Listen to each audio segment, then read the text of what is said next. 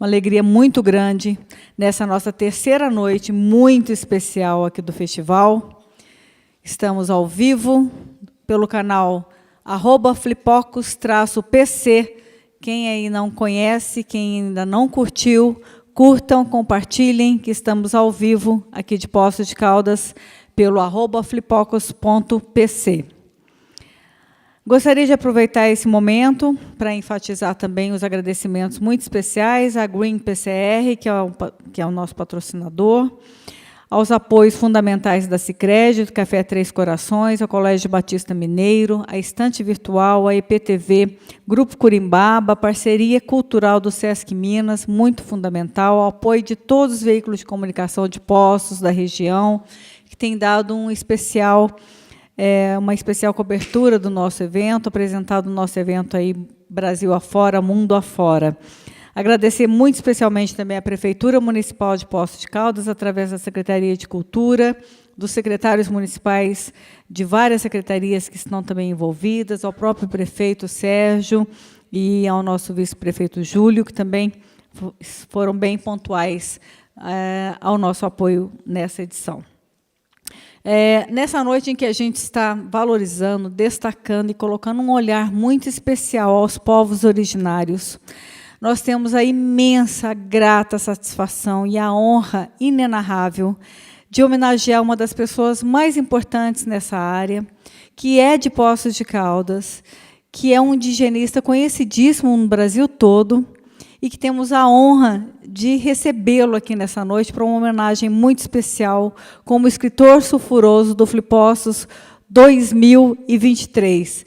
Me refiro ao queridíssimo Benedito Prézia, nosso escritor sulfuroso Flipossos 2023. Por favor, Benedito, venha aqui ocupar o seu espaço nesse momento especial.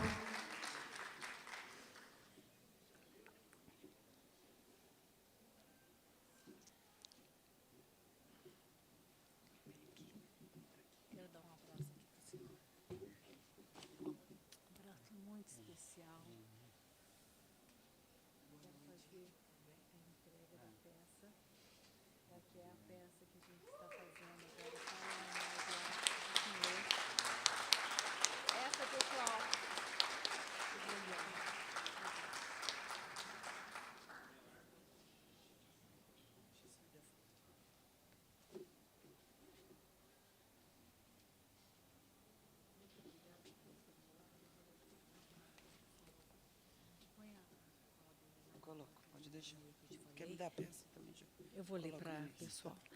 Pessoal, é uma honra muito grande, é uma peça de cristal que nós fizemos para o nosso querido Benedito, e a peça diz o seguinte: Benedito Prézia, escritor sulfuroso do Flipossos 2023. Pela sua grande contribuição à difusão das culturas ancestrais indígenas, pelo estímulo ao conhecimento, respeito e valorização aos povos originários, tão fundamentais para a compreensão da nossa formação brasileira. O Flipossos 2023, nessa 18ª edição, o reverencia e destaca seu legado para inúmeras gerações. Nosso muito obrigado. Poços de Caldas, 4 de maio de 2023, a curadora Gisele e a equipe da GSC Eventos Especiais. Aí, se eu fico sentadinha, ela vai acompanhar, e eu vou ler um pouquinho quem é o senhor. Gostaria de fazer uma breve apresentação do nosso escritor sulfuroso, o Benedito Antônio Prézia. Ele é formado em filosofia, atua na questão indígena desde 1983, tendo trabalhado no Conselho Indigenista Missionário CIMI, em Brasília, de 1983 a 1991. A partir de 1992, passou a ministrar a História da Resistência Indígena no Brasil, no curso de formação básica do CIMI, e em 1997 tornou-se mestre em Linguística Geral pela USP, com o tema Os Indígenas do Planalto Paulista, nas crônicas quinhentistas e seiscentistas, publicada pela editora Humanitas. Em 2008, doutorou-se em Ciências Sociais pela PUC, com a tese Os Tupi, de Piratininga, acolhida, resistência e colaboração. Em 2001, foi um dos fundadores do programa Pindorama e coordenador por 10 anos. É autor de vários paradidáticos sobre a temática indigenista, como A Terra, a Vista, Descobrimento ou Invasão, Marçal Guarani, A Voz que Não Pode Ser Esquecida, e Virando Gente Grande, História da Resistência Indígena e Povos Indígenas, Terra, Culturas e Lutas, cujo nome é a mesa de hoje à noite, em que nós também temos a grata satisfação e a grande honra de receber outros convidados também muito importantes para essa mesa. Gostaria, então, de convidar o nosso indígena, fotógrafo, Edgar Chacriabá, da comunidade Chacriabá, aqui de Minas Gerais. Obrigada pela presença.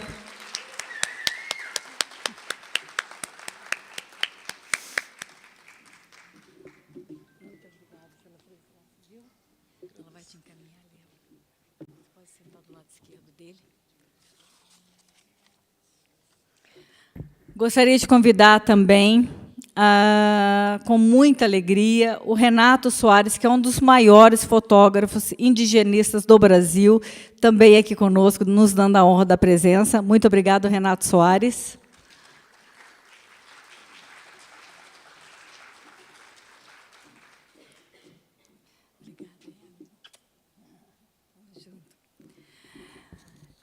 E, antes de chamar a nossa outra convidada, que também estará contribuindo e ajudando aqui na mediação da mesa, eu gostaria de avisar que, infelizmente, o Daniel Munduruku nos avisou, assim, bem em cima da hora, que ele não pôde estar aqui nesta noite, que estava prevista a presença dele, por conta da novela, que eu acho que vocês devem saber que ele está agora como ator da novela Terra e Paixão, que inicia agora dia 8 de maio, né, pela TV Globo.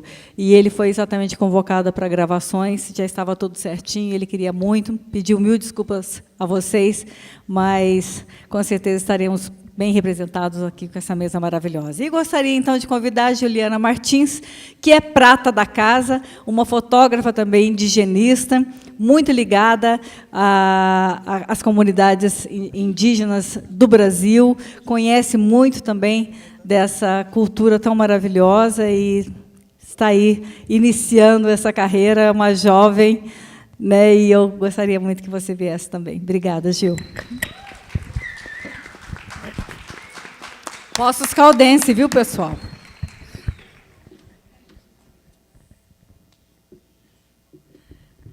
Tenho a todos uma ótima mesa, uma ótima discussão, bate-papo. O livro do professor Benedito estará também sendo disponibilizado ao final da mesa, ele autografará, o Renato também, e tem fotos da Juliana expostas lá na nossa secretaria da GSC, que depois, quem quiser, ela também pode doar e autografar para vocês. E o Edgar também é um fotógrafo maravilhoso, não sei se trouxe alguns livros, não, algumas fotos, não trouxe, mas ele também está aqui, pode autografar a camiseta de vocês.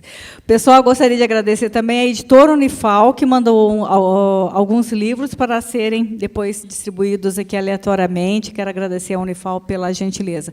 Obrigada, uma ótima noite, muito obrigada, professor Benedito.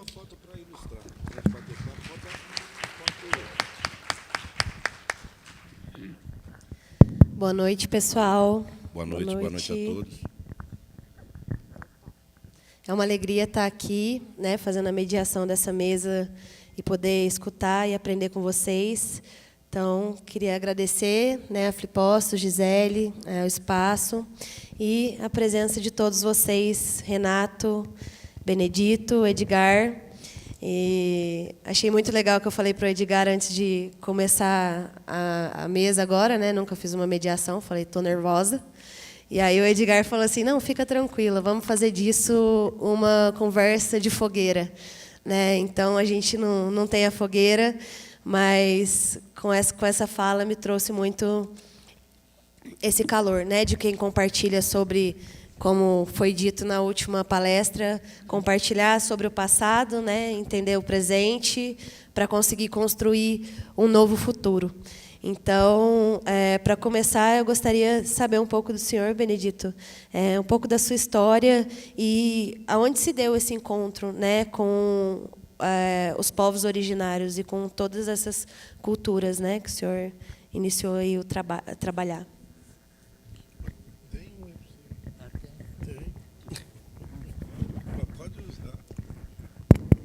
A gente não está acostumado aí com todos esses apetrechos, a gente fica meio perdido. Boa noite a todas e todos.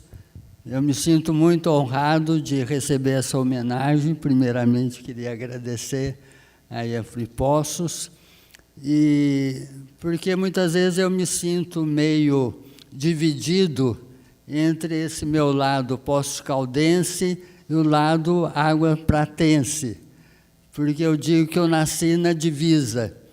Como Águas da Prata não tem maternidade, então ninguém nasce lá. Quer dizer, ou nasce em Poços ou nasce em São João da Boa Vista, né? Eu vim nascer em Poços.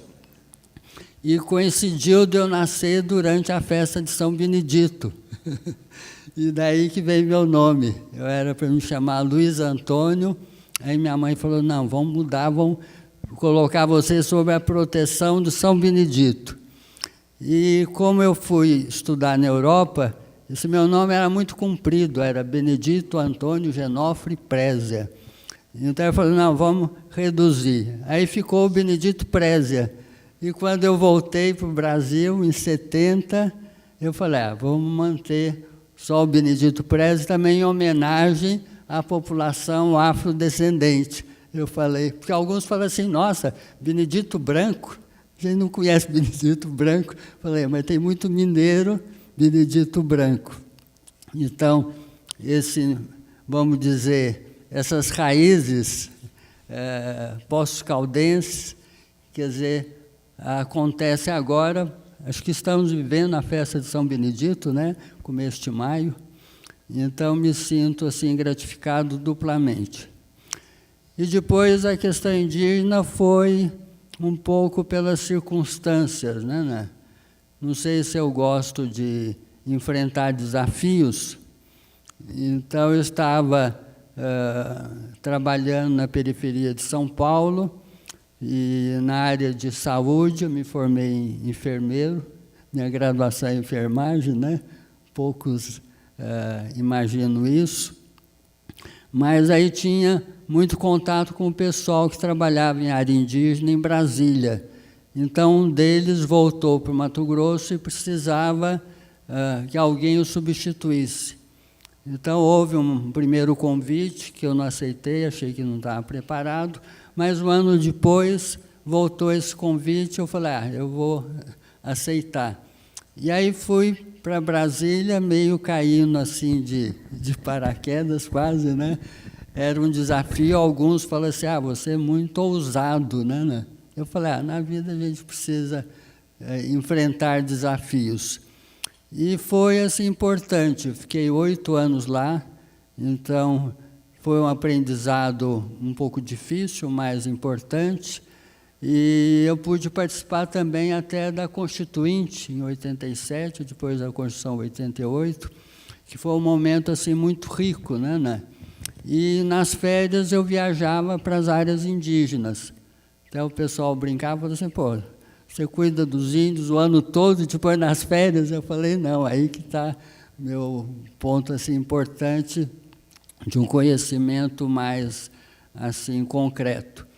Mas chegando em São Paulo, em 92, depois do mestrado, porque durante o mestrado não tive condições, né? E, então, foi em 98 que eu comecei a debruçar sobre a realidade indígena em São Paulo. Não dos Guarani, que vivem em aldeias, são 3 aldeias, agora são muito mais, né? Mas daqueles que foram chamados de índios invisíveis, são os que vivem lá, muitas vezes em favela, na periferia, e que são oriundos do Nordeste. Então, foi uma realidade assim, diferente, importante, e daí que surgiu esse programa Pindorama, que a gente criou a partir de uma demanda do Chavante, do Riparindi, na PUC de São Paulo. Então, esse programa já está com 21 anos, eu fui coordenador durante 10 anos. Então, esse, vamos dizer, é a contrapartida. Eu recebi muito dos povos indígenas, então, sou até conhecido por isso, né? Quer dizer, eu sou o que eu sou graças a vocês. Então, essa retribuição eu fiz através do que eu escrevo, que é uma forma de estar divulgando as culturas indígenas, né? E através do programa Pindorama, que já formou mais de 100 jovens, né? Inclusive, temos 3 médicos, 2 advogados, muitos assistentes sociais, professores, tudo.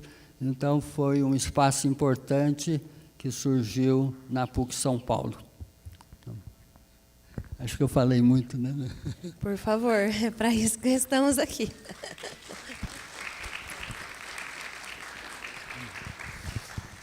Eu achei bonito o que o senhor falou, né, sobre essa questão da troca, que o senhor é quem é hoje, graças aos povos originários, né?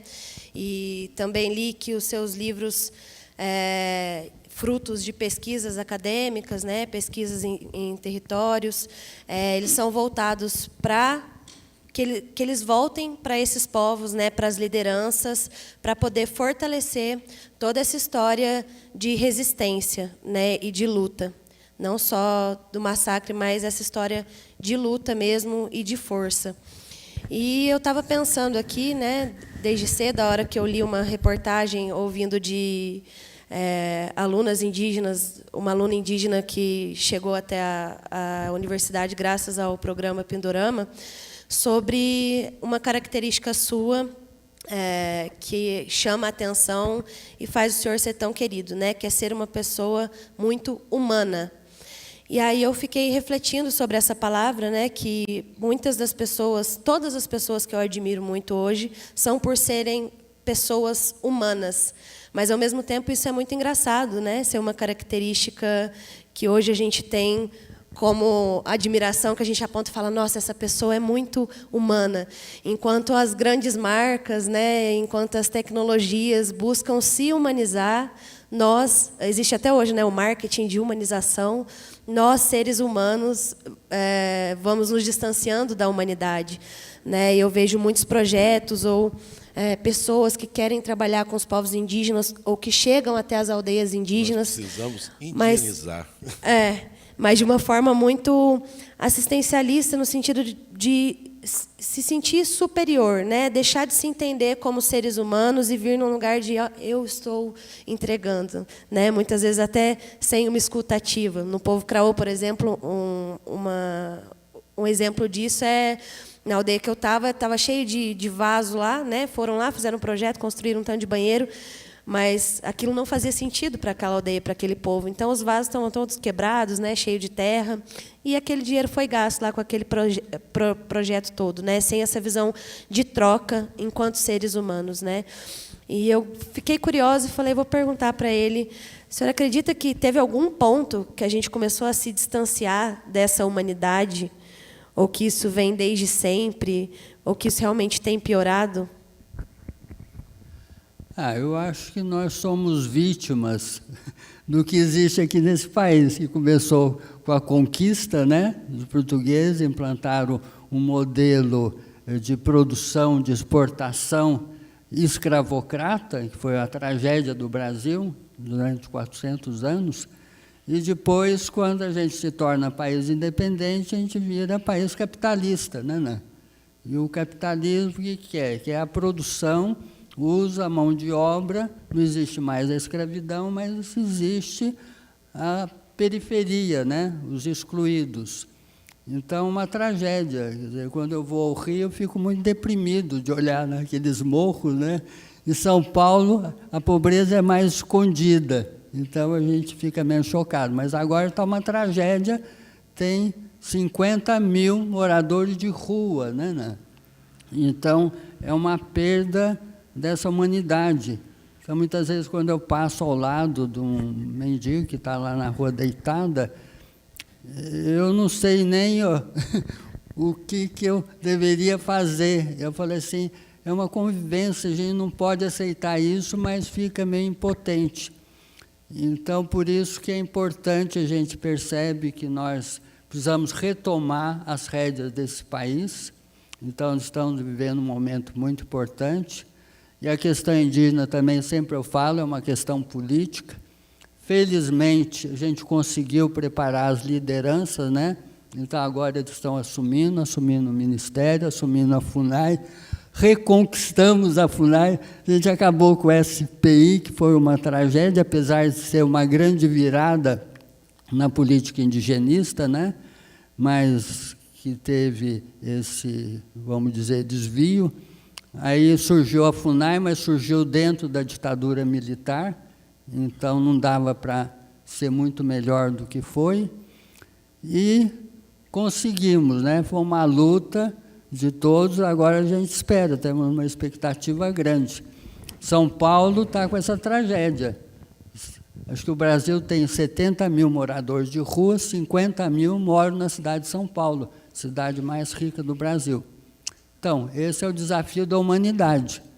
Não sei como é que está Poços, né? Parece uma cidade que se orgulhava de não ter mendigo, né? Não dê esmola, encaminhe para o SOS, né? Isso daí era o que a gente via nas placas. Esperamos que Poços continue assim, pelo menos era a lembrança que eu tinha da minha juventude, não sei como é que está agora. É interessante, você falou da FUNAI.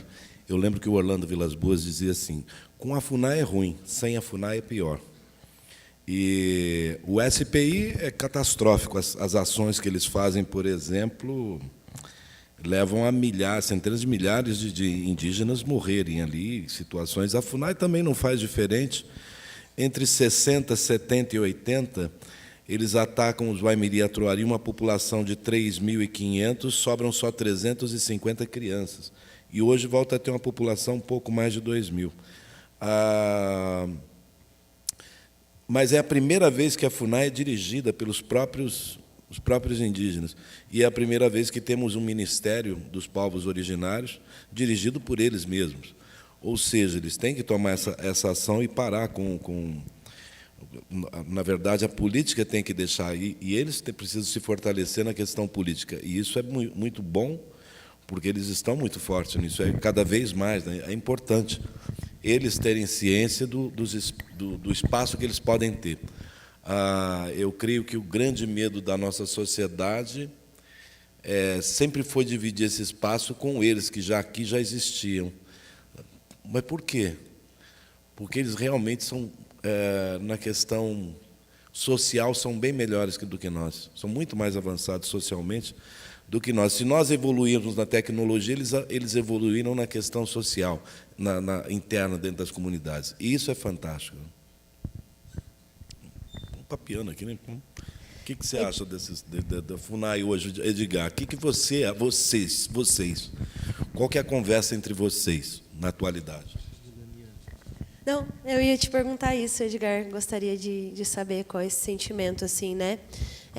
Do povo Xacriabá, com Célia hoje onde está, Sônia Guajajara, né, Joênia Wapitiana, e, né, toda essa representação que a gente tem hoje. Bom, primeiramente, boa noite a todas as pessoas que estão aqui. Para mim é um prazer estar aqui pela primeira vez em Poços de Caldas, que eu só tinha ouvido falar, né? E Minas é esse lugar muito gigante, no qual muitas vezes se conhece muito as Minas e esquece dos Gerais, né? Então, eu sou Edgar Canaicon, sou do povo Xacriabá, estou no município de São João das Missões, que está no extremo norte de Minas Gerais, né? Então, Xacriabá, como é dito aqui também nas falas, e assim como vários povos indígenas no Brasil, é fruto desse processo de luta e de resistência, né? Então, creio que talvez aqui muitos se perguntam aonde estão os povos dessa região, né? Na verdade, a gente nunca morre, mas sempre tem ali uma sementinha e aquela raiz que faz fortalecer, né?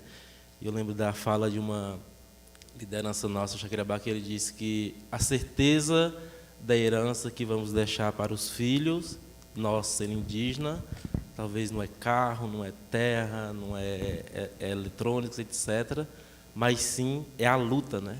Então, por isso que nós, enquanto povos, os povos indígenas no Brasil e fora do Brasil também, né, que não existe povos tradicionais, povos indígenas somente no Brasil, a luta é em comum, né? Por isso que hoje a gente se trata, outro indígena chama de parente, né? Então, acho que parente é nesse sentido de que antigamente se existia as guerras, existiam os atritos entre povos, hoje é contra o sistema, né? Então, por isso que o movimento indígena veio ao longo do tempo nesse sentido, né, de fortalecer enquanto povo, enquanto comunidade mesmo, né?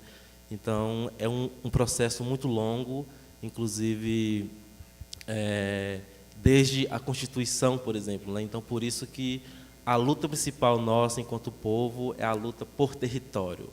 Aí as pessoas perguntam, mas por que esses índios querem tanta terra, né? Então, a gente ouve muito essa questão. Na verdade, existe muita terra na mão de poucos fazendeiros, né? Se for pegar a proporção de terras indígenas que existe no Brasil e comparar com a proporção que os fazendeiros têm, isso é uma diferença enorme, né?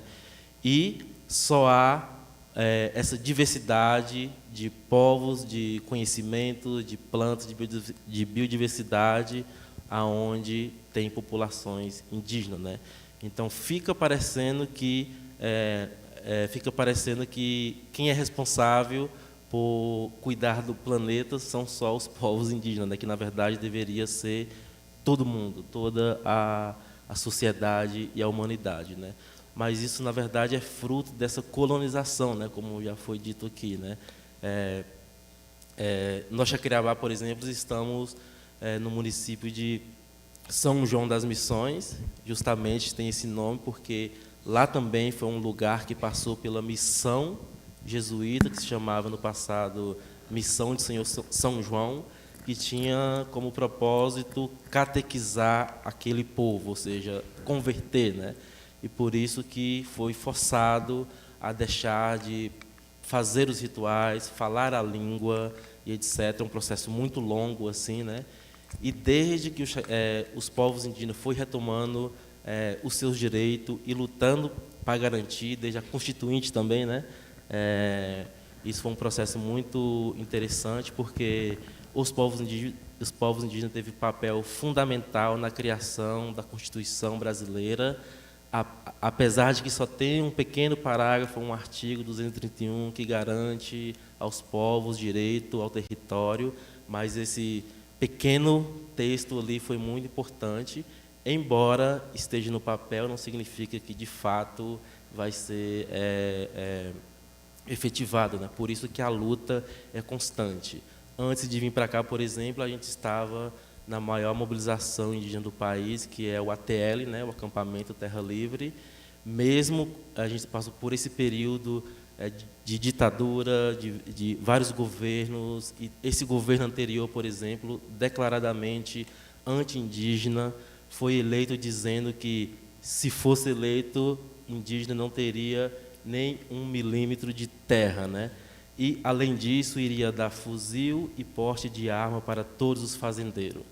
E, nesses 4 anos, a gente viu várias lideranças sendo mortas, várias pessoas sendo massacradas, e, infelizmente, só agora, que com a repercussão da mídia, que, por exemplo, o caso Yanomami, que é um caso específico também, né, que as pessoas parecem se espantar, né? Olha, nossa, está fazendo isso com os povos indígenas, mas só que esse processo, imagina que veio desde 500 anos atrás, né?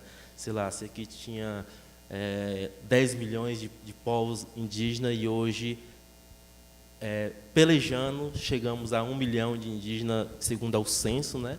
Então, o que houve aí, né? Realmente foi um genocídio, mas hoje nós, enquanto indígenas, estamos nos fortalecendo e fortalecendo de várias formas, né? por exemplo, entrando também no mundo dos não indígenas, mas para pegar, digamos, esse conhecimento a nosso favor, né? Como diz uma liderança Jacareabá, antes da gente sair para fora, ele dizia, né? Olha, é importante vocês irem, mas todo conhecimento é bom passar numa peneira, porque nem tudo é bom para o nosso povo, né? Então, acho que é esse cuidado que vários povos, todos os povos têm no sentido de conhecer o outro, mas também sem perder, sem deixar de ser aquilo que somos, né? E por isso que estamos aqui hoje, numa feira de livros e falando sobre várias outras tecnologias, outras formas de fazer arte, outras formas de comunicar que nós indígenas estamos nos apropriando dessa ferramenta, né? Por exemplo, eu estou na fotografia e no audiovisual, como a gente costuma dizer. A câmera hoje para nós é como esse instrumento de luta e de resistência. É como se ela fosse a nossa arco e flecha, aonde a gente mira naquele alvo que a gente quer atingir, né? Então é por isso que é uma forma de nós mesmos estar contando e recontando a nossa própria história a partir do nosso ponto de vista próprio enquanto povo, né? Então a gente sabe que historicamente talvez muitos que estão aqui aprenderam nos livros didáticos aquela velha clássica história que o Brasil foi descoberto, né? E não invadido. Então, essa parece uma coisa simples, mas que faz toda a diferença quando ela é contada a partir do nosso ponto de vista, propriamente, enquanto povo.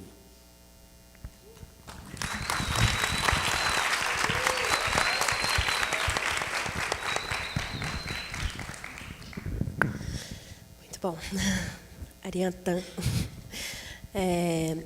Benedito, o Edgar acabou de falar, né, sobre a questão do descobrimento ou invasão. No caso, é o nome de um dos seus livros, que eu li hoje e achei de extrema importância, porque eu cheguei a ver, inclusive, nas mãos do meu filho, um livrinho que conta a história do português que chegou aqui no Brasil e ele ficou amigo de um indígena, e aí uma história muito romântica assim e bonita, como se, né, indígenas e portugueses tivessem saído de mãos dadas, né? E eu gostaria de saber um pouco sobre a construção desse livro, né, que consegue trazer esse tema tão importante, né, sobre a invasão que aconteceu no nosso país, de uma forma leve e totalmente, né, conscientizando as crianças. O senhor pode contar um pouquinho sobre a construção desse livro, né, e esse trabalho também direcionado às crianças, adolescentes? Essa ideia já perseguia um pouco o CIMI, onde eu trabalhava lá, que eles tinham encomendado um primeiro projeto, que era escrever a história do Brasil a partir dos povos indígenas. Então foi meio complicado, porque na época foi, acho que 85, 86, a gente não encontrava um escritor que tivesse um perfil popular. E aí depois a gente descobriu uma equipe lá do Nordeste, e eles fizeram uma proposta, e no fim eu entrei fazendo a primeira parte. E o livro chama-se Essa Terra Tinha Dono. E foi lançado pela FTD, teve assim, uma aceitação muito grande, eu acho que foi publicado quase 90 mil exemplares, né, ao longo de 6 edições, e isso daí foi em 89. E aí depois ficou sempre essa questão, será que já não podia continuar esse projeto, fazendo uma coisa assim, um pouco mais questionadora? E a primeira experiência que eu fiz aí como autor foi depois que eu deixei o CIMI em 91. Então, lá com a FTD, foi feita uma outra coleção chamada 500 anos de resistência, que pegava vários episódios de resistência. Depois eu falei, acho que a gente podia explorar outros temas. E aí eu fiz uma proposta também numa linha mais infantil, porque esse de 500 anos era mais para jovens, né, ensino médio. E aí eu levei para a Editora Moderna, e o primeiro título era Terra à Vista, Invasão do Brasil, uma coisa assim, né? E aí eles viram todo o projeto e falaram assim, não, isso aí é muito grande, vamos primeiro lançar um. E aí foi, a editora falou, acho que vai ficar meio agressivo falar Terra à Vista, Invasão do Brasil. Vamos colocar uma interrogação, descobrimento ou invasão? Aí a gente pega os dois lados, leva a um questionamento, né? E a minha proposta era narrar a Carta de Pero Vaz do Caminha a partir dos indígenas. É o único documento que a gente tem, parece que ele deve ter fantasiado um pouco, né? É claro, porque ele escrevia para o rei de Portugal e no fim da carta ele pede um emprego para o irmão dele, né? Então a gente vê que era uma carta assim, bem aparelhada, né? Mas eu acho que muitas coisas foram reais. A descrição, os primeiros contatos, a surpresa, tudo. Então a gente tinha esse olhar do português, o olhar do ocidental em relação aos indígenas. Eu falei, mas ninguém pergunta como é que os indígenas teriam recebido os portugueses. Aí eu fiz esse exercício, né, de um pouco de imaginação. Eu sempre achei que eu não era um bom escritor, que eu não era ficcionista, tudo. Eu até recusei uma proposta lá da Moderna, de escrever um texto mais ficcional. Falei, não sei escrever. Mas, de repente, surgiu esse texto, até mostrei para uma professora lá de Águas da Prata. Eu falei, dá uma lida para ver o que você acha. Falei, nossa, legal. Se no meu tempo tivesse textos assim, teria aprendido melhor a história do Brasil, né? Então, foi assim que surgiu. E foi em 91, publicado pela Moderna, e até hoje está sendo comercializado.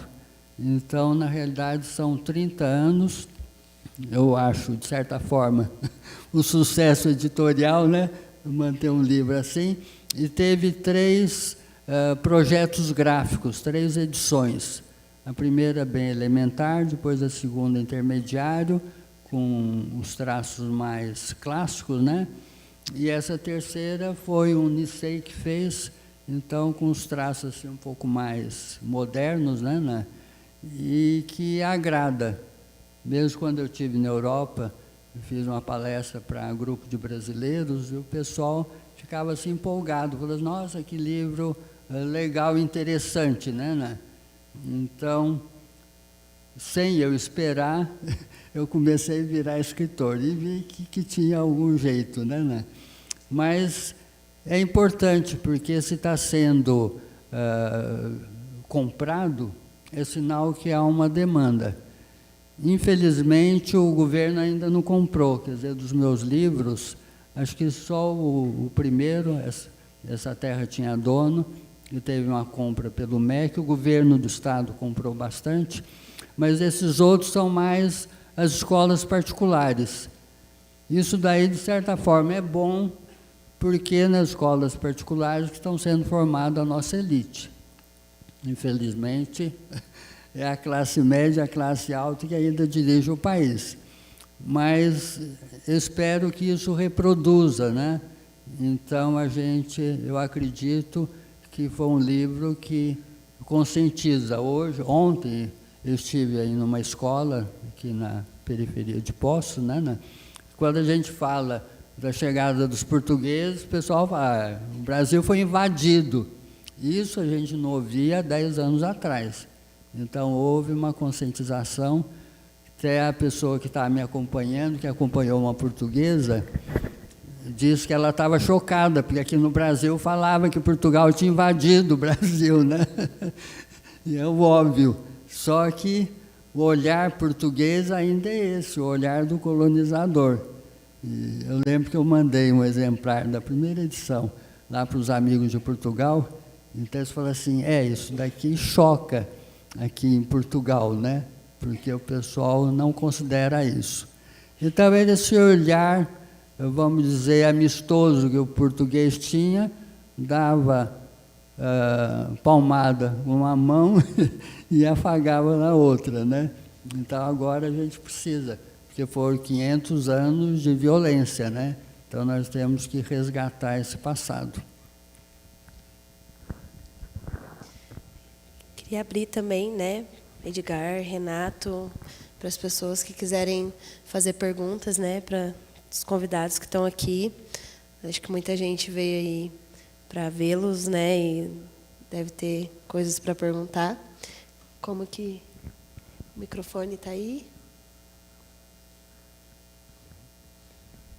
Então, acho que eu queria, antes de ter perguntas, deixa eu só colocar, primeiro dar os parabéns para a Flipossos e a Gisele, que ela é uma heroína de continuar fazendo uma feira de livro em Poços de Caldas.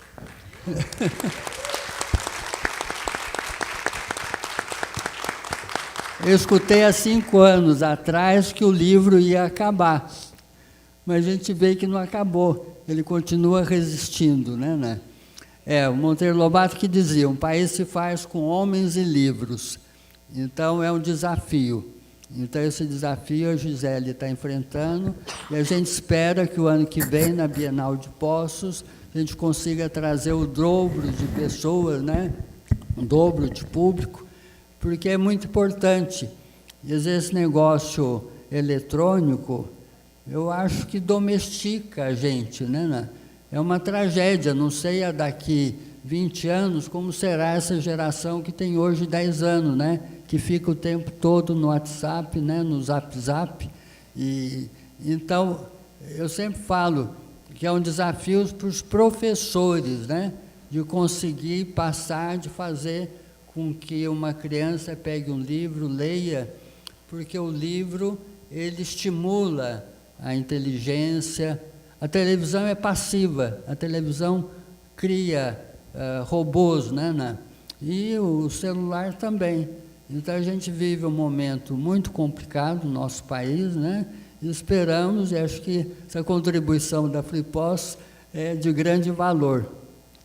Acho que você ia comentar. Eu quando costumo dizer assim, quando o mais velho fala, o mais novo cala. Não, eu fico sempre, vamos dizer, emocionado para falar para professores, porque eu vejo que eles têm uma responsabilidade muito grande. Eu falo que, em vez de levantar estátuas para bandeirantes, que foram os grandes genocidas e os grandes traficantes aqui do país, né, homenagear, a gente devia levantar estátuas para professores. Não sei se aqui em Poços tem alguma estátua para professores, né? Acho que nem só em Poços, acho que no Brasil os professores são maltratados, recebem mal. E agora são ameaçados por alunos. A minha irmã é professora e ela teve depressão por conta de alunos que ameaçavam ela. Eu falei assim, pô, mas não dá para entender isso, certo? Porque eu não cresci dessa forma, eu não lembro disso. Mas as escolas mudaram, a educação mudou, né? E eu acho uma coisa horrível. E eles vão fazer estátuas a Borba Gato. Borba Gato era conhecido por ser um grande estuprador, mas ali ele é um herói, né? A Anhanguera, vocês têm ideia do que quer dizer Anhanguera? Anhanguera é o diabo velho, ou, na tradução literal da palavra, esqueleto do diabo. Como é que ele pode ser um diabo e ele tem a rodovia do Anhanguera, né? Que é o nosso herói. E aí você tem uma lista de canalhas que são homenageados pelo Brasil e pelo brasileiro, e os professores são obrigados a contar essa história, que é mentirosa, né? Porque se fosse a verdadeira, como é que seria contada essa história, né? É complicado. Mas...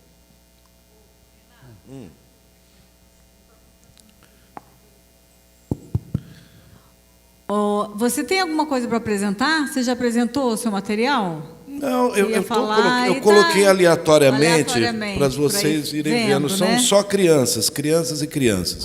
Mas assim, ó, eu trouxe aqui um livro para presentear Edgar, o professor, aqui a Juliana também, e tem um livro aqui que nós vamos sortear. Tem um outro para você, é lógico, querido, mas assim, esse nós vamos sortear. Eu não fico a cargo de sorteio, porque eu sou péssimo para sortear, mas você, depois Que acabar, a gente só vai sortear quando acabar, né? Ah, sim, Se com alguém tiver certeza. interesse de comprar os livros, tem ali como é que chama? Na livraria. Na A livraria. livraria Livruz. E eu estou aqui hoje, amanhã eu vou embora. O Edgar já falou alguma coisa? Já falou sobre a vida dele, a comunidade indígena? Você falou, ele já foi abordado? Não, a gente está conversando Já? assim, Pessoal, então acho que a gente pode abrir, né? Que eu acho que fica mais dinâmico. Quem gostaria de fazer a primeira pergunta, então? Ali, o nosso querido Bruno Hilário, que ele é diretor lá do Fundação Clóvis Salgado de Belo Horizonte. Vai participar de uma mesa com a gente amanhã. Por favor, fica à vontade. Obrigado. Eu queria perguntar para o Edgar, primeiro dizer que eu sou muito admirador do seu trabalho, e pesquisando e conhecendo um pouco mais sobre o seu processo, você fala sobre a etnovisão, né? Sobre esse olhar que atravessa, do indígena que atravessa a lente, né? E tem uma forma que me chama muito interesse, assim, de como que você nomenclatura as suas imagens. E tem uma que eu acho muito bonita e que, enfim, eu queria dizer que é a séquia, né? Que é: gavião bateu a asa e rodopiou, a onça pintada cantou e dançou o canto e dança do pajé. E são fotos e imagens que, enfim, dos seus registros, que trabalham muito com a questão do ritual, da pagelança, né?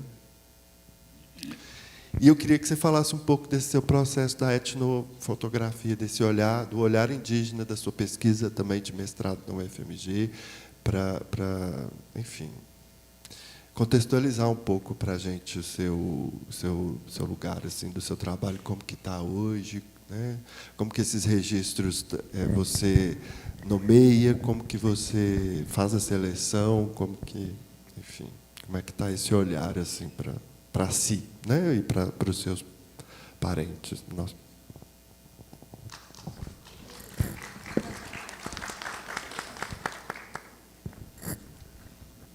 Eu já respondo, né? Foi uma pergunta muito interessante, mas que também rende muito pano para manga, né? Como se diz.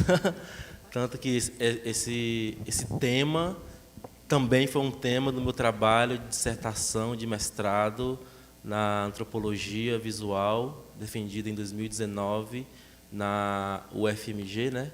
E no qual eu trago esse tema, na verdade, fruto de uma experiência no qual eu venho tendo essa relação com a imagem, com a fotografia, com a câmera, e a partir das vivências que eu tenho com outros parentes indígenas, né?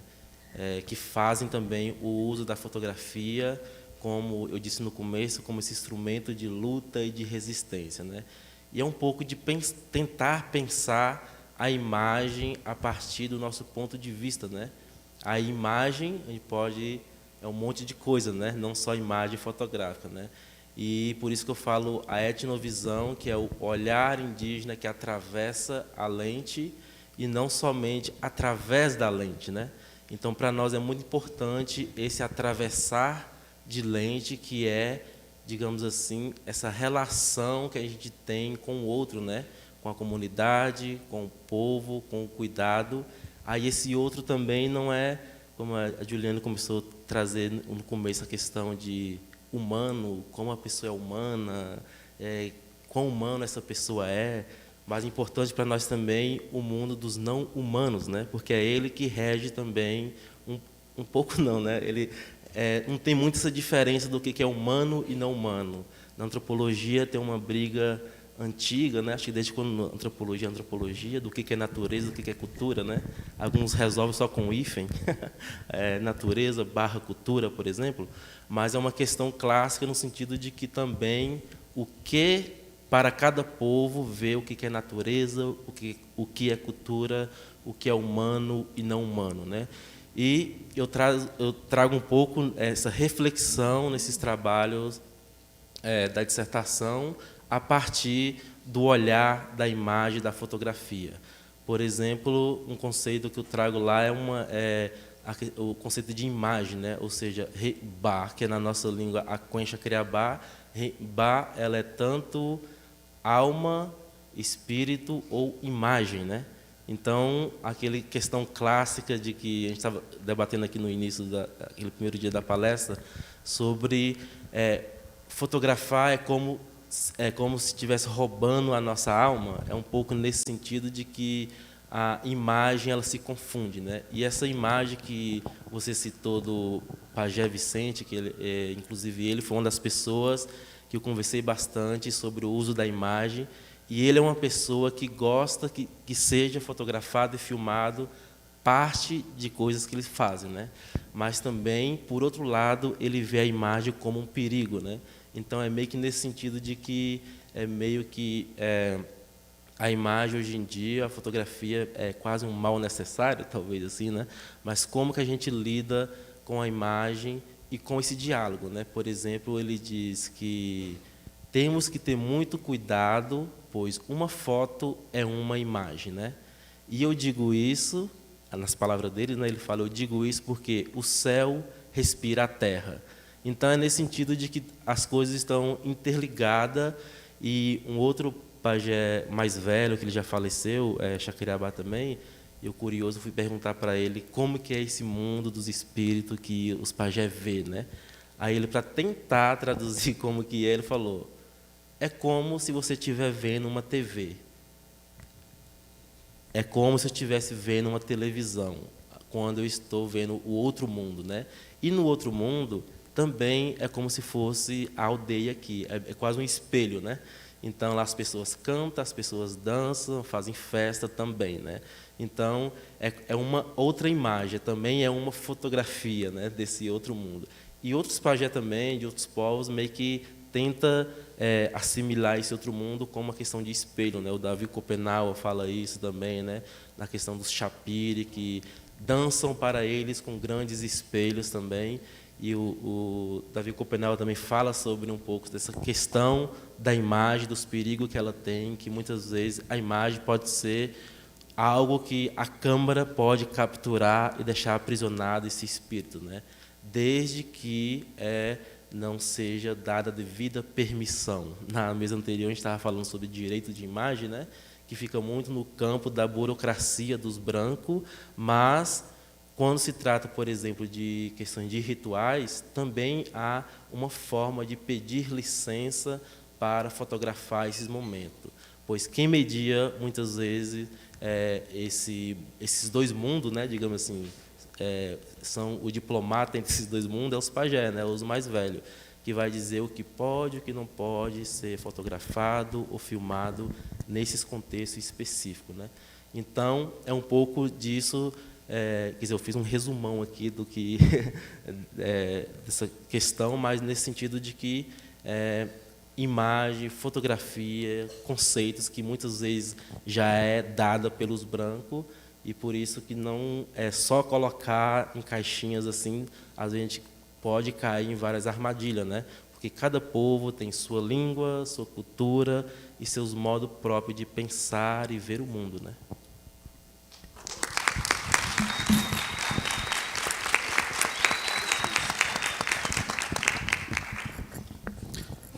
Boa noite, boa noite. Eu sou Carlos Raton, sou jornalista e documentarista.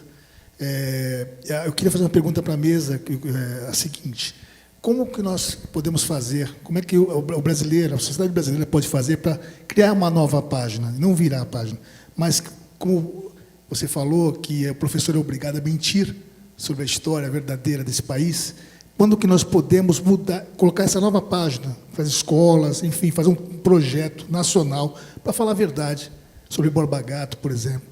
Talvez, se nós tivéssemos feito isso um pouco tempo atrás, ou alguns anos atrás, não teríamos eleito um presidente que é a favor da tortura. Então, é por isso que eu acho que é importante rever isso, né? Como é que a gente pode propor um projeto de país que crie uma nova página e fale a verdade nas escolas?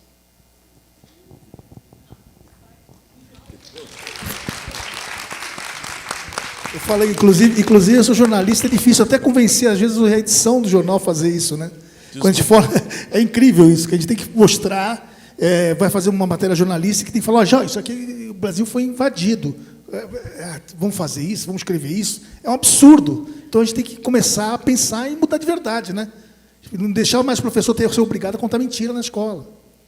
Cara, eu pensando aqui, pensei assim, será que o Benedito tem essa resposta? Será que ele tem essa resposta? Será que a Juliana tem essa resposta? Deixar para os mais velhos aí. Eu vou te contar uma coisa, eu acho que isso é impossível no sistema, no modo capitalista. Por mais que você tenha, isso é algo meio assim, será que vai dar? Porque ideia tem-se, né? Mas como é que muda? Devagar, sempre devagar e sempre. Bom, como diz ali no livro, 500 anos de resistência. Ou como diz lá, como é que chama o Ailton Krenak, né? Nós estamos em guerra faz 500 anos. Vocês, por exemplo, quando entrou esse presidente que disse que o índio não ia ter 1 centímetro de terra, e ele armou fazendeiros, e vamos dizer, e não é, o projeto dele é um pouquinho pior do que vocês imaginam. Eu posso, por exemplo, citar a morte de Aritana. O irmão de Aritana morreu em Cuiabá, Maritauá morreu em Cuiabá, a 2.000 quilômetros da aldeia. O governo federal com o governo do estado do Mato Grosso botaram uma lei, e depois apagaram essa lei rapidinho, né? Botaram uma lei onde os povos originários tinham o direito de fazer os seus enterros tradicionais. Ok, mas isso dentro de uma morte normal. Pegaram o corpo dele e levaram de avião e jogaram lá na aldeia. 25 pessoas morreram na sequência. A Aritana não morreu de Covid, ele foi assassinado, como todos os outros foram assassinados. Porque o meu cunhado faleceu de Covid e não teve nem velório, mas os indígenas podem fazer enterros tradicionais. Se você disser que ele quer, é lógico que ele vai querer, mas você não pode permitir como governo uma coisa dessa, porque você está levando a doença para dentro da comunidade. O ideal é que a doença não chegasse. De quem é a responsabilidade? A irresponsabilidade é do indígena que disse, traz o meu parente, o meu irmão aqui, que eu quero enterrar ele aqui? Ou a irresponsabilidade é daquele que diz, manda esse corpo lá, porque está junto, está indo a doença. Então, como é que... É complicado a sua pergunta, como é que nós mudamos isso? Como é que nós atuamos para mudar essas situações? É muito, muito delicado, né? É difícil, é quase que um sonho. Vamos mudar como? Nós teríamos que mudar toda a sociedade, todo o sistema de ensino, de educação, e começando por contar a história verdadeira, né? Essa história, por exemplo, deveria ser contada, mas não é. Então, eu acho que a gente faz 500 anos que estamos enfrentando esse desafio. Eu penso que a gente não pode ser pessimista, como você dizer que não dá para mudar. Eu falo, eu já estou de cabelo branco, estou perdendo os cabelos, mas ainda continuo sonhando. Eu acho que a gente precisa manter um sonho, dizendo que esse país pode mudar. E vai depender de cada um de nós. A gente já fez um primeiro passo. Mudamos aí a cúpula. Agora eu tenho que estar acompanhando para essa cúpula seguir aquilo que foi a expectativa da eleição e começar aqui nas bases. Quer dizer, o poder municipal é muito importante. Quer dizer, eu acho que a gente não pode tirar a responsabilidade, quer dizer, das cidades, dos prefeitos, das secretarias, né? Então, aqui em Poços, a gente fez um contato, é uma parceria assim, muito importante com a diretoria de educação aqui do Estado, né? A professora Beatriz, uma parceira muito importante. Então, são essas brechas que a gente tem que começar e também trabalhar os pais, porque existem 3 áreas que formam as pessoas, que é a família, a escola e a igreja. Eu sempre falo que essas 3 estão em crise. A família está em crise, mas temos ainda a condição de salvar, né? A escola e depois as igrejas. Quer dizer, tem muitas igrejas aí que embarcaram nesse projeto aí, dominador, discriminador, né? Mas é o trabalho de formiguinha. A gente não pode imaginar assim, grandes mudanças, mas é mudança no dia a dia, com o filho que está ao lado nosso, né? Ontem foi acompanhado uma professora, ela falou assim, meu filho, quer dizer, leu tal coisa e conversou comigo, tudo, então, é essa conversa de pé de ouvido que vai transformar esse país. Nós não podemos imaginar grandes coisas, mas é o dia a dia que vai fazer as pequenas mudanças. Tem um provérbio, não sei se é provérbio, a fala do presidente da Tanzânia, Nyerere, são as pequenas coisas, nos pequenos lugares que vão produzir grandes coisas.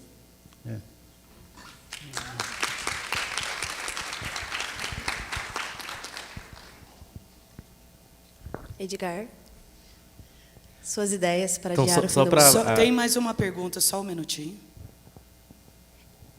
É que essa era para a mesa, né? A mesma pergunta. Iporã, Xeirum, meus amigos, né, aliados aqui, eu acho que a pergunta que o Raton colocou tem muito a ver com o que vocês estão fazendo, com o que o Flipossos está fazendo, de trazer a fala de vocês para cá, a gente conhecer essas fotografias, assim, estou maravilhada de ver aqui o trabalho seu, e o teu trabalho, né, como você falou. Então, assim, através da arte, a gente hoje está conseguindo sensibilizar mais. O Sebastião Salgado fez uma exposição no Sesc em São Paulo, da Amazônia, que tocou muita gente, eu tenho certeza disso, trazendo os povos indígenas. E também essa arte literária, através do encontro que a gente vai ter sábado aqui, que eu quero agradecer a Gisele pela sensibilidade, né? Vamos estar trazendo mulheres indígenas escritoras, né? Um pouco do que a Conceição Evaristo fala, da sua escrevivência, porque são as dores, as lutas. Então, nós conseguimos reunir, com o apoio de um fundo, né, em defesa das mulheres, mais de 70 indígenas escritoras de diversas etnias do Brasil todo. E essa obra é distribuída gratuitamente. Então, estamos priorizando escolas, universidades, bibliotecas, para que isso se espalhe. São elas falando, né, contando as histórias, as suas lutas, as suas dores, de uma forma muito sensível. Então, quem puder também, aproveito e faço convite no sábado, 13h30, aqui no teatro. Vamos estar aqui, vamos estar trazendo, inclusive, um show com a Ju Canson, de música em Guarani, e também a Luana Guarani, e vem a Ana Cariri. Então, eu queria dizer para vocês, na verdade, não é uma pergunta, é um agradecimento pelo espaço, pelo trabalho de vocês, porque, através da arte de vocês, dos livros, das fotografias, tenho certeza que a gente vai conseguir sensibilizar e trazer essas questões para o mundo contemporâneo. Muito obrigada.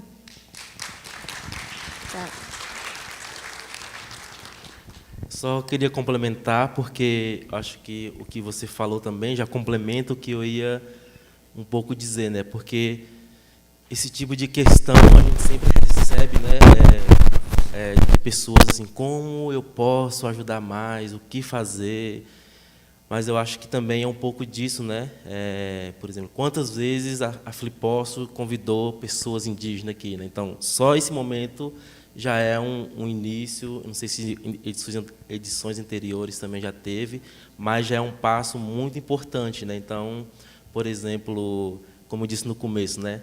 Se no mundo os povos indígenas são considerados 5% da humanidade do planeta, mas responsável por proteger mais de 85% da biodiversidade do mundo, e parece que isso é pouco dito nas escolas, né? Então, nada, ainda não está perdido, né? Mas isso não pode ficar só na mão dos povos indígenas, porque o mundo é muito pesado, né? Como diz o próprio Davi Copenaua, a queda do céu está aí. E nós, enquanto indígenas, que estamos segurando ele para esse céu não desabar na cabeça de todo mundo, né? Mas já existiu também nas nossas narrativas várias quedas do céu, digamos assim, vários fins do mundo, né? E os povos conseguiram resistir e reexistir, né? Aquela famosa frase que diz assim que tentaram nos enterrar, mas não sabia que era semente, né? Então, assim, por muito tempo o próprio Estado brasileiro tentou enterrar os povos indígenas, né? Por exemplo, a construção de Brasília, uma ideia muito bonita e tudo mais, a marcha para o oeste, né? Aquela famosa expansão para o espaço vazio do Brasil. Mas que espaço vazio era esse que, de repente, tinha vários povos indígenas ali ainda, e, quando fala isso, parece que os povos que estavam mais para cá já tinham desaparecido, né? Então, eu acho que, quando vai surgindo essa consciência do próprio Estado, mas no sentido assim, de que nós, enquanto movimento indígena e outros movimentos sociais, provoca isso, né? A gente lembra disso assim, que nós, enquanto indígenas que estamos vai hoje em dia para a universidade, não é que a universidade ela foi bonzinha, né? Mas a gente foi lá e chutou a porta, né? Porque se não for assim, não é porque está esse governo aqui agora, por exemplo, do Lula, que está agora mil maravilhas. Na verdade, está um desafio muito grande, porque o outro anterior tentou desestabilizar, né? Hoje, por exemplo, tem um desafio muito grande da própria bancada do COCAR, que é a bancada dos deputados, o Ministério dos Povos Indígenas, é um desafio muito grande, a própria FUNAI, ministrada agora pela Joana Wapichana, é um desafio muito grande, porque não existe recursos, parece, para esses setores, né? Então, assim, como que a partir de que existe os parentes ali, é uma forma de resistência também, como eu disse no começo. Se a gente usa uma câmara como o nosso novo arco e flecha como um instrumento de luta, esses parentes estando nesse camada de poder também é uma forma de resistir, né? E não que a esperança toda está na política partidária, né? Estamos usando desse dispositivo para dizer, olha, também estamos aqui e também temos capacidade de chegar nisso, né? Só que a gente não quer exatamente estar no mesmo modelo dos brancos, né?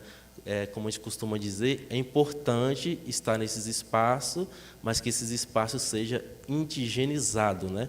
E não a gente se torne igual aos brancos, senão vai virar o mesmo modelo capitalista e que só visa destruir.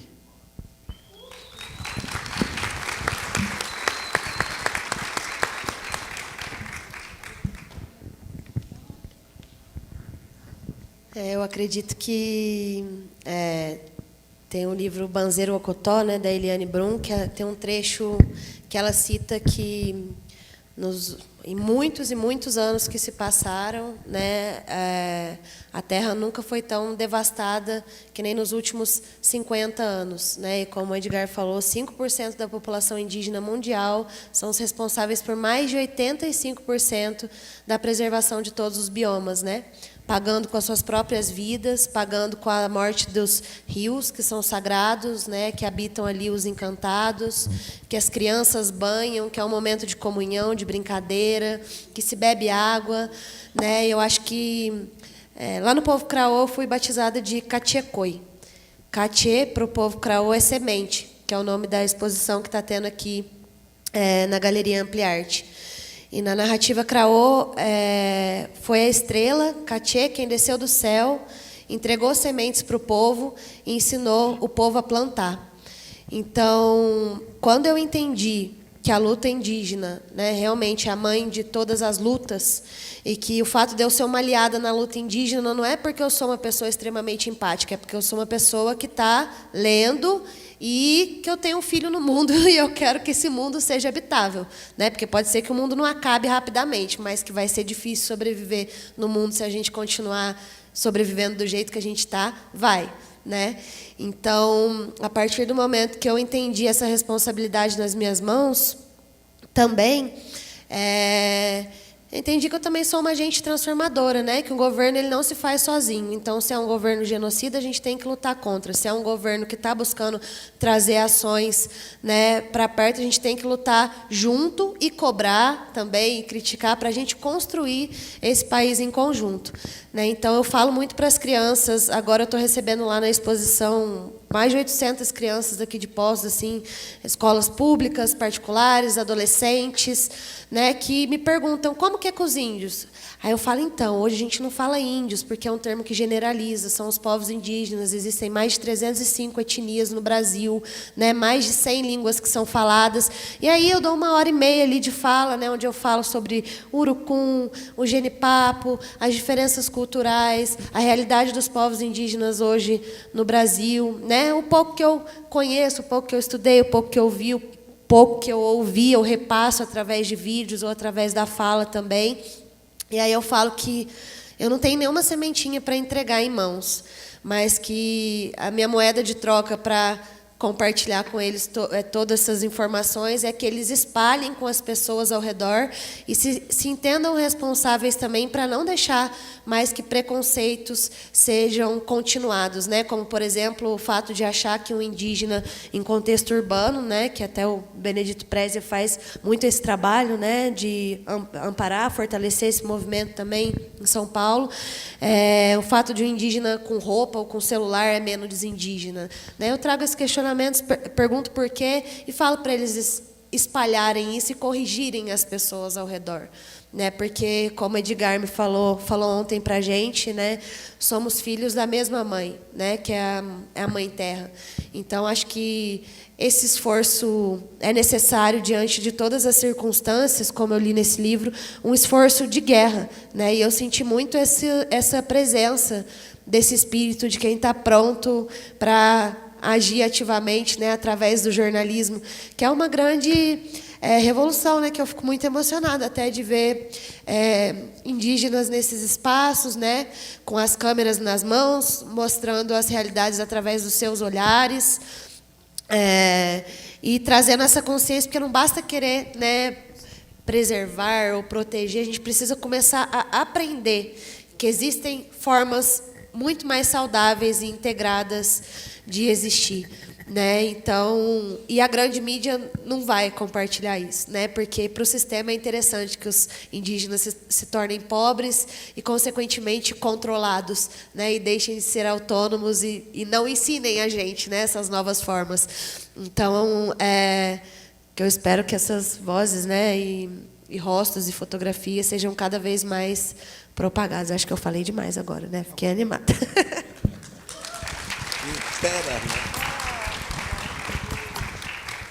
Então, eu vou devolver esse desafio que nos foi feito, o que podemos fazer para mudar esse país, jogar para vocês o que nós podemos fazer para mudar esse país.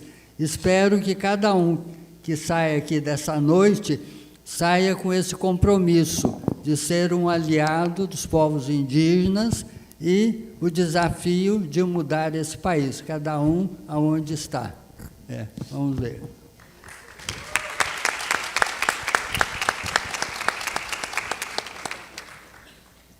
Pessoal, estamos agora aí, já indo para o final do nosso encontro. Os livros, a nossa equipe foi ver se vão trazer os livros aqui para autógrafos. Quero mais uma vez agradecer muitíssimo, muitíssimo e dar um abraço especial. Novamente eu subo aí para dar um abraço especial no nosso escritor sulfuroso, que, por sinal, pessoal, amanhã ele estará dando uma conferência aqui, a partir das... Tira óculos, põe óculos, né? É uma tristeza. A partir das 8 horas da manhã, ele vai dar uma conferência para escolas, né? E quem tiver interesse em vir, pode vir também, não vai ser só para escolas. O nosso querido escritor sulfuroso estará aqui a partir das 8 horas, dando uma conferência. E eu gostaria agora de fazer uma surpresa para o nosso Benedito, que amanhã é aniversário dele, e gostaria que todos nós cantássemos parabéns para o nosso Benedito. Parabéns para você, nessa data querida, muitas felicidades, muitos anos de vida. Parabéns para você, nessa data querida, muitas felicidades, muitos anos de vida. Viva o Benedito! O aniversário é seu, professor, mas o Benedito. presente é nosso ter você aqui com a gente. Tá, É um grande presente, né, Viva pessoal? a festa de São Benedito, de Poços de Viva a Caldas. festa de Né? São Benedito! Viva! Pessoal, eu quero agradecer mais uma vez. Os livros estão vindo aqui, os livros estão chegando. E aproveito, então, a presença. Deixa eu pode perguntar falar, uma coisa. Renato. Como é que vocês vão sortear esse livro aqui? O sorteio. Equipe, me ajuda. Como é que a gente pode fazer o sorteio? Antigamente Alguém a gente tem uma colocava ideia um monte de fazer um bom sorteio? Por favor, faça. Eu não sei fazer sorteio.